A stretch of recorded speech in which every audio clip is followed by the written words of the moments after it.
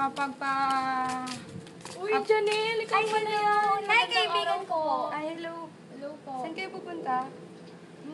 Sa park lang po. May gagawin po kami. Pwede Sige. po ba ako sumama sa kanya? Sige, umuwi ka ng maaga, huwag ka magpapagabi sa daan, ha? Sige po, Sige Nay. po. Thank you po.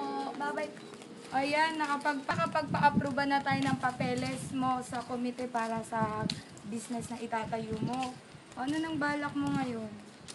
Siyempre, ayusin ko na lang po yung buhay ko ngayon para maging maayos na yung pamamalakad ng buhay ko.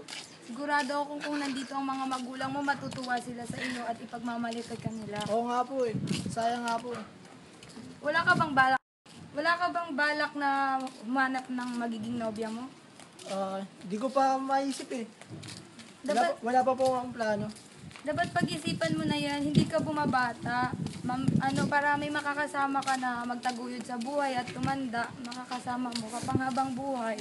Sige, salamat na lang po. Pag-iisipan ko po yung mga sinabi niyo. Sige.